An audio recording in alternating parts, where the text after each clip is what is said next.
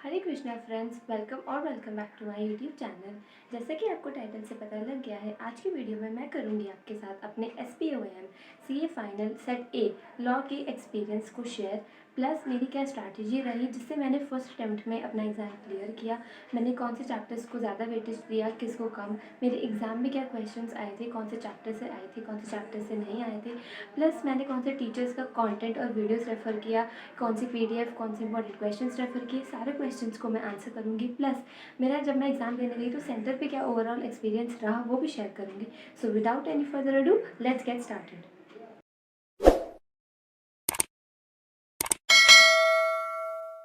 सबसे पहली चीज़ है, सेंटर पे होगा 3 घंटे का एग्ज़ाम। उसमें सबसे पहले आपको क्या क्या चीज़ें लेकर जानी है मैं वो बता देती हूँ। वहाँ पर आपको अपना एडमिट कार्ड लेके जाना है। एडमिट कार्ड के साथ साथ आपको एक ID प्रूफ लेकर जाना है, आधार कार्ड या आपका ड्राइविंग लाइसेंस, कुछ भी। विदाउट ID प्रूफ आपको वो वहाँ पर एंट्री नहीं देंगे। उसके बाद बात करते हैं नंबर ऑफ़ क्वेश्चंस की। 3 आवर्स में आपकी 100 मार्क्स का एग्ज़ाम है और 100 क्वेश्चंस नहीं आने वाले हैं। मैं आपको ये चीज़ शेयर कर रही हूँ, छोटी छोटी बात, क्योंकि मैं इस डिल्यूजन में थी कि 100 मार्क्स के लिए 100 क्वेश्चंस आएंगे, बट ऐसा नहीं है। 50 क्वेश्चंस आएंगे, 2 मार्क्स ईच। ये चीज़ को आपको ध्यान रखना है। उसके बाद बात करते हैं क्वेश्चंस किस फॉर्मेट में आएंगे। तो full case based study exam होने वाला है। कोई भी डायरेक्ट क्वेश्चन ऐसे आपको नहीं पूछेगा। मतलब केस स्टडी के नीचे जो क्वेश्चंस पूछे गए हैं वो डायरेक्ट क्वेश्चंस हैं, लेकिन वो केस स्टडी के साथ ही पूछे जाएंगे। कोई भी ऐसे अलग से डायरेक्ट क्वेश्चन नहीं आएगा। एग्ज़ाम में आएंगी 12 से 15 केस स्टडीज़ और हर केस स्टडी में 3 से 4 क्वेश्चंस होने वाली हैं। उसके बाद बात कर लेते हैं इंपॉर्टेंट क्वेश्चंस की। मेरे एग्ज़ाम में क्या क्या इंपॉर्टेंट क्वेश्चंस आए थे। तो मेरे एग्ज़ाम में आए थे डायरेक्टर्स के जो फर्स्ट 3 चैप्टर्स हैं, उसमें से कोरम और लिमिट्स, पेनल्टीज़ और मैनेजरल रेम्युनरेशन की calculation, appointment of alternate director, compensation for loss of office, independent directors, plus audit committee का एक क्वेश्चन है वो। उसके बाद मेरा आया था कॉम्प्रोमाइज़ एंड अरेंजमेंट्स और वाइंडिंग अप से काफ़ी सारा पोर्शन आया था। उसमें जो मिनिमम लिमिट्स हैं अप्लाई करने की, कौन एलिजिबल है कौन नहीं है, 10% शेयर, 1/10 ऑफ वोटिंग पावर, ये सब चीज़ें बहुत ज़्यादा पूछी गई थी। उसके बाद सेबी से बहुत ज़्यादा आया था भाई। सेबी से मतलब काफ़ी सारे क्वेश्चंस आए थे। मैं कुछ ही लिख पाई थी क्योंकि एग्ज़ाम के बाद मुझे ज़्यादा ऐसे एग्जैक्ट तो याद नहीं रहा, बट मैंने लिख लिया था फिर भी। तो पेनल्टीज़ पूछी गई थी। जो इनसाइडर ट्रेडिंग और अनफेयर ट्रेड प्रैक्टिसेस की 2 पेनल्टीज़ है वो आया था। उसके बाद चेयरमैन का टेन्योर और उनको रिमूव करने का क्या प्रोसीजर रहता है। उसके बाद फेमा से आया था MEMP का क्वेश्चन और ODI का क्वेश्चन। निधि कंपनी से आया था बहुत इजी क्वेश्चन, NOF का, नेट ओन फंड्स का और डिपॉजिट रेशियो से। उसने मतलब पूछा था मैक्सिमम और कितना डिपॉजिट ले सकती है अगर करंट इतना डिपॉजिट है।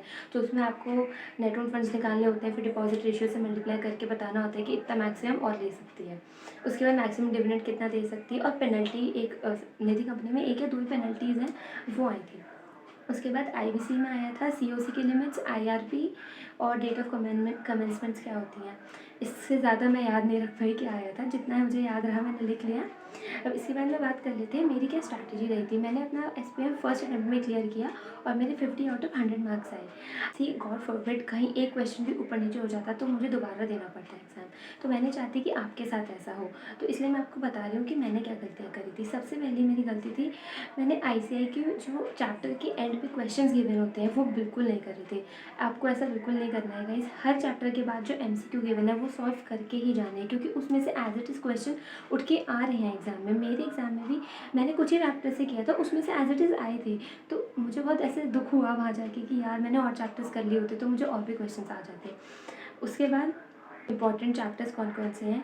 तो सबसे ज़्यादा इंपॉर्टेंट चैप्टर्स हैं आपके फेमा, वाइंडिंग अप, IBC और डायरेक्टर्स के जो पहले के 3 चैप्टर्स हैं, ये तो आपको करके जाने ही जाने। डायरेक्टर्स वाले चैप्टर को तो आपको स्किप करना ही नहीं है, क्योंकि मोस्ट ऑफ द मतलब स्टूडेंट प्लस जो मेरे सीनियर्स हैं, जो मेरे साथ के स्टूडेंट्स हैं जिन्होंने भी लॉ का एग्ज़ाम दिया है, सबके में डायरेक्टर से काफ़ी पोर्शन आ रहा है। तो major chunk of question first 3 chapter से आ रहा है तो वो करना ही करना है। प्लस फेमा, सेबी, इनकी जो पेनल्टीज़ हैं, लिमिट्स हैं, ये करके जानी ही जानी है। उसके बाद आपके जो कॉम्प्रोमाइज़ एंड अरेंजमेंट और वाइंडिंग अप वाले चैप्टर है, इसमें आपको पूरा चैप्टर नहीं पढ़ना है। इसमें आपको ध्यान रखनी है मिनिमम लिमिट्स, क्योंकि इन चैप्टर्स में मिनिमम लिमिट्स बहुत है कि आपके पास कितनी वोटिंग पावर होनी चाहिए, कितने शेयर होने चाहिए कि आप अप्लाई कर सकते हो वाइंडिंग अप के लिए। कॉम्प्रोमाइज़ एंड अरेंजमेंट्स में कितना ज़्यादा मतलब कितने परसेंटेज ऑफ क्रेडिटर्स होने चाहिए जो अप्रूव करेंगे स्कीम। तो मिनिमम लिमिट्स बहुत इंपॉर्टेंट है और आपको बहुत ध्यान से पढ़नी है, क्योंकि एग्ज़ाम में क्या होता है ना, सब कुछ मिक्स हो जाता है। हम इतनी जल्दी जल्दी पढ़ के जा रहे हैं लॉ के लिए। तो मेरे साथ पर्सनली क्या हुआ था, मैंने मतलब कॉम्प्रोमाइज़ इन अरेंजमेंट और कौन सा चैप्टर एक था, वाइंडिंग अप। इनकी लिमिट्स तो याद करी थी लेकिन एग्ज़ाम में मैं बहुत कन्फ्यूज़ हो गई थी कि 1/10 कहाँ पे थी और 90% कहाँ पे थी, बहुत ज़्यादा कन्फ्यूजन था, तो इसको बहुत ध्यान से पढ़ के जाना है। उसके बाद मैंने फर्स्ट अटेम्प्ट में क्लियर तो कर लिया, लेकिन मैंने क्या-क्या वीडियो रेफ़र करी थी मैं आपको बता देती हूँ। मैंने एक तो देखी थी शुभम सिंघल सर की जो एसपीएम की रिवीजन प्लेलिस्ट है, वो मैंने काफ़ी देखी थी। उसके बाद एक अमित पोपली सर की भी एसपीएम की प्लेलिस्ट है पूरी, मैंने उसमें भी कुछ-कुछ वीडियोज़ रेफ़र की थी, सारी नहीं की थी बट कुछ-कुछ की थी, तो वो काफ़ी यूज़फुल है। क्योंकि आप मेरे जैसा कोई स्टूडेंट जो फर्स्ट टाइम सीए फाइनल के लॉ पढ़ रहा है, उसको कोई आइडिया नहीं है कि सीए फाइनल के लॉ में क्या-क्या टॉपिक्स हैं, क्या चैप्टर्स हैं, तो उनके लिए अमित पोपली सर की वीडियो ज़्यादा यूज़फुल है। क्योंकि सर ने बहुत स्लोली पढ़ाया है, तो एक तो आप स्पीड बढ़ा के भी देख सकते हो, फिर भी आपको समझ आएगा। और उनकी वीडियो देखने के बाद आप शुभम सिंघल सर की रिवीजन वीडियो देखोगे तो आपको बिल्कुल क्लैरिटी मिल जाएगी। ये 2 वीडियोज़ इनफ है। उसके बाद इंपॉर्टेंट क्वेश्चन की लिस्ट बता देती हूँ। मैंने सिर्फ 2 ही लिस्ट रेफ़र करी थी, मैं दोनों के लिंक डिस्क्रिप्शन में डाल दूँगी। एक थी विकल्प गुप्ता एंड मनमोहन गुप्ता करके इनका कोई चैनल है उनकी, और एक लिस्ट और थी उसका मुझे नाम नहीं याद, मैं डिस्क्रिप्शन में लिंक डाल दूँगी। अब बात कर लेते हैं सबसे ज़रूरी बात कि आपको प्रिपेयर कैसे करना है। देखो, आपको करना है स्मार्ट वर्क, क्योंकि फुल 100% एमसीक्यू बेस्ड एग्ज़ाम है, कोई डिस्क्रिप्टिव नहीं है, कुछ आपको लिख कर नहीं आना है।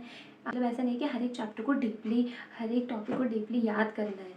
आपको चैप्टर समझना है, इंपॉर्टेंट चीज़ें याद रखनी है जिससे एग्ज़ाम क्लियर हो जाए। देखो, इसमें आप 90 मार्क्स लाओ या 60 मार्क्स लाओ, कोई फ़र्क नहीं पड़ता। मार्क्स तो ऐड होंगे नहीं, लेकिन ये एक एलिजिबिलिटी क्राइटेरिया है जो आपको फुलफ़िल करना है, तो इस पे ज़्यादा टाइम लगा के कोई फ़ायदा नहीं है। सबसे ज़रूरी चीज़ है इंपॉर्टेंट क्वेश्चंस को रेफ़र करो, इंपॉर्टेंट चैप्टर्स को रेफ़र करो, लिमिट्स, पेनल्टीज़ और अप्रूवल्स, एलिजिबिलिटी, ये 3-4 चीज़ें सबसे ज़्यादा पूछी जा रही हैं एग्ज़ाम में कि मिनिमम लिमिट्स कितनी है, ये चीज़ करने की पेनल्टी कितनी है, या कोई अप्लाई कर रहा है तो इसका अप्रूवल कौन देगा, कोई चीज़ के लिए अप्लाई करना है तो इसकी एलिजिबिलिटी क्या होगी, ये चीज़ें ज़रूरी हैं। इन चीज़ों को याद रखो, बेसिक चीज़ें मत देखो कि पावर्स क्या हैं, ड्यूटीज़ क्या हैं और मतलब फंक्शंस क्या हैं, ये सब चीज़ें नहीं आएँगी एग्ज़ाम में, स्किप कर देना। मतलब एक बार नज़र मार लेना, बट ऐसे नहीं कि उसको याद कर रहे हो बैठ के, वो नहीं करना है। यही था मेरी वीडियो में, एंड आई होप ये वीडियो आपको पसंद आई हो। इसके बाद मैं कॉस्ट की स्ट्रैटेजी भी जल्दी से लेकर आने वाली हूँ।